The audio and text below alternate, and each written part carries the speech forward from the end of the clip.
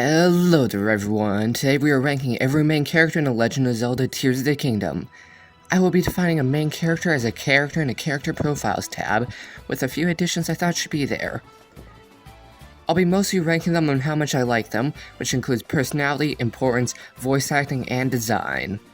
I also want to pay respects to Cass, who is not in Tears of the Kingdom yet. Alright, let's get ranking. Of all the main characters, my least favorite would have to be the old sages of water, fire, wind, and lightning.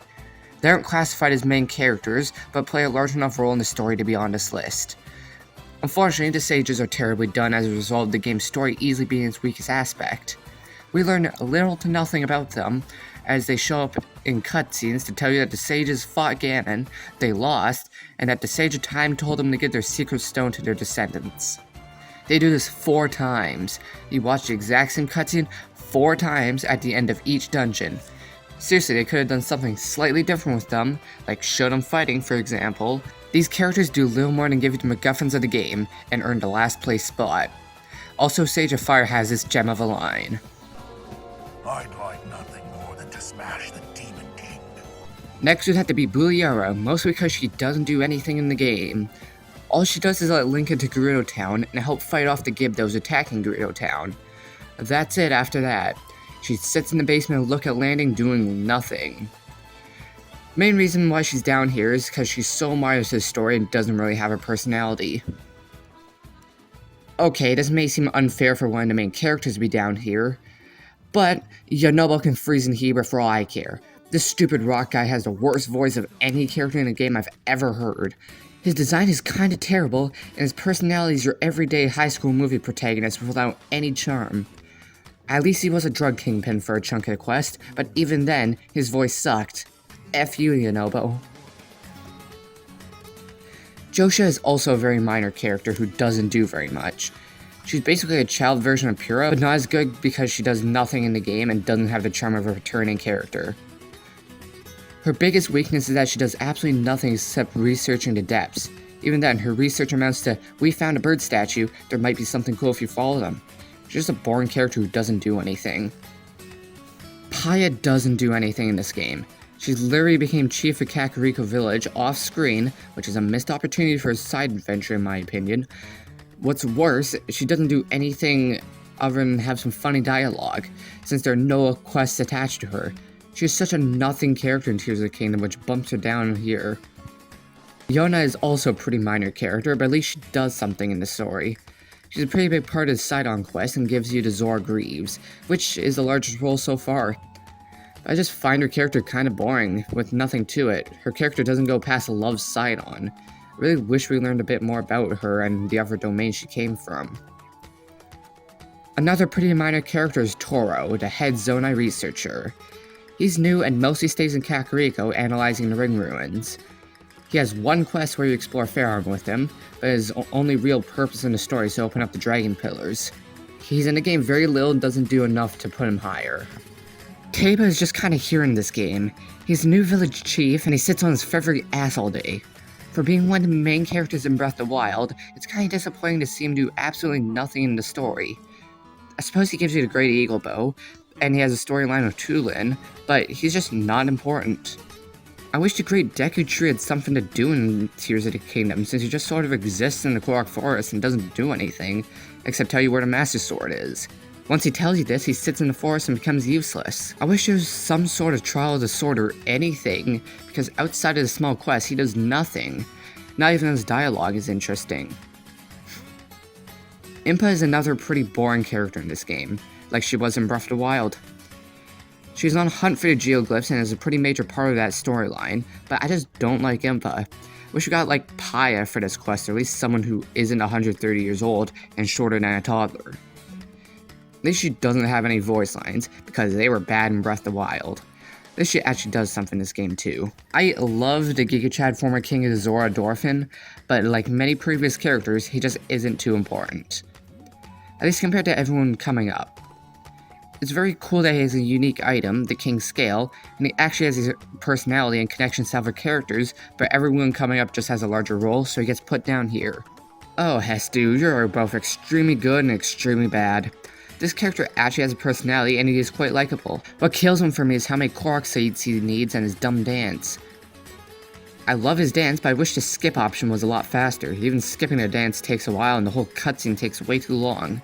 But then again, Hestu is actually likable and not boring, so he gets put down here. Hudson and Ronson are only up here because they are part of one of the best side quests in the game, Madison's Independence. This is such a well done side quest where you send Hudson's daughter off to Gerudo Town, and it's actually pretty emotional and nice. Outside of this quest, Hudson creates monster statues and Ronson gives you a house. This package deal is quite good and they are great characters. Robbie will be our final minor character, and he's up here because he's actually funny, and he has decent quests. He gives you the camera rune, which I like, even if it's not very useful, and a Sheikah sensor, the hero's journey, and the travel medallions, and a pretty good side quest. My only complaint is where the hell did Cherry go, since the original isn't in the game? At least he actually has like a family that's actually explored in a bit in depth. He's just a fun character. Now we get Sonya, the one character who should have been in those character profiles but isn't. She's the biggest missed opportunity in the story, since there's some really interesting stuff they could have done with Sonya's connection to Zelda, but it just isn't explored enough. I really wish we could play the memories rather than watch a cutscene, or at least see more stuff of her, because she's really underutilized. However, she is a major part of the story, so she gets to be up here. I don't really like Minoru, but she's very important to the story. What I find strange about her is that she is in the Pure Pad for most of the game, but just can't talk to you until you get into the 5th stage quest for some reason. This would have been a great opportunity for a companion with Link, but she's just unavailable for most of the game. I also don't really like her voice. It fits, but it's just kind of like boring. Doesn't sound right. It also doesn't help that she's my least favorite sage ability-wise. For being the name of the game, Zelda isn't in the game as Zelda too much. We really only see her in cutscenes, where she mostly just talks. She's also in this scene. There's also this scene, the final memory. While her sacrifice at the end of the last memory is great and impactful, that's the most she really does. I also don't think her voice is that great, it just feels wrong. Really wish we built up more of a connection with Zelda, to give us a bit more motivation to save her, like in Skyward Sword. I'm also going to put Link here because, while he's the main character, he's got way too much blank character syndrome going on. I really wish they gave him at least a little bit of characterization, but Link has even fewer connections to other characters in this game than in Breath of the Wild, and everyone forgot who he was between games. But he is the main playable character, so he deserves a high spot. Riju stays pretty much the same as she was in Breath of the Wild, but this time she's unlocked her lightning powers. Like in Breath of the Wild, she's the chief of the Gerudo and wants what's best for them. She also loves sand seals and has a bunch of sand seal plushies in her room, which is just amazing. I think she's a fine character and she has decent voice acting. Okay, this is probably going to be a bit controversial, but Pura is not the best character in the game. Yes, well, she got a good redesign. She doesn't do too much outside of telling Link to go do her errands. She has some great moments though, such as when you first meet her. Outside of giving quests, we see her do very little. What if she rallied an army to go to the depths and kill Ganon? What if there was a Lookout Lane defense mission where she used Sheik attack? As she is now, she mostly just stands there and does nothing. At least her voice in cutscenes is pretty good. I really wish there was a Tulin plushie, it'd just be perfect. He has my second favorite Sage quest, and the best Sage ability, and a decent voice. He also has a character arc, going from lone wolf to team player, and he's pretty likable. There's nothing wrong with him, it's just that everyone coming up is better. Rabu is this game's biggest missed opportunity in my opinion. We could have gotten an amazing companion character who could have given us lore on the Sky Islands and the depths, but wouldn't know the main story, since he wasn't around for the Islands Rising, and Zelda's transformation. He is great as a pseudo-companion in the Great Sky Islands, but then he just disappears for no reason. Why couldn't he have just stayed in the arm and guided Link? At least a little bit we got of him was some of the best parts of the game, and he has this scene, which is one of my favorites in gaming history.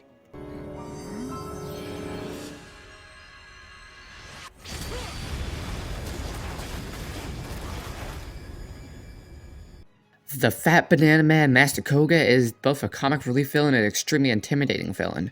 This guy has conquered the depths and after you banished him here in the first game, and he's back for revenge. All of his 4 boss fights are hilarious and fun, with his death scene where he pulls a Team Rocket is comedy gold.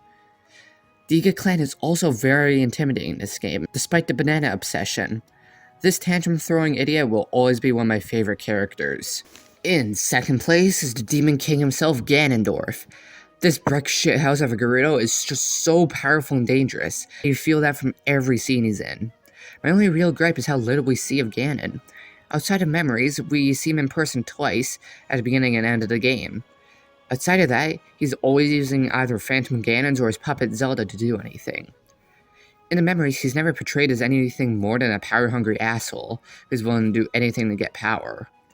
While he may be barely in the game, every time he's on screen is one of the best moments of the game, and I love this smile. He's also the best voice-acted character in the game. Alright, we all knew who number 1 was gonna be, is none other than our Dark Lord Beetle. Wait, no, that's the wrong script. The best character in The Legend of Zelda Tears of the Kingdom is Sidon. This lovable fishman is just such a great guy who you just can't help but like him. He actually goes through a character arc of learning to trust others and not distance himself from other people. He also has a pretty cool connection with Link, with there literally being a statue in Zora's domain with Link riding Sidon to take down Varuta. Unfortunately, his stage ability is pretty bad, and the Water Temple is my least favorite dungeon, which holds it back a bit, but it is not bad at all. I just wish they used Sidon more in it. There's nothing bad with Sidon, and he is very fun to interact with, placing him all the way up here. Well then, that's it for the video. Like, comment, subscribe, and leave your ideas down below. Do you think the Dark Lord Beetle should have been in first? With that said, have a great day and see you guys next time.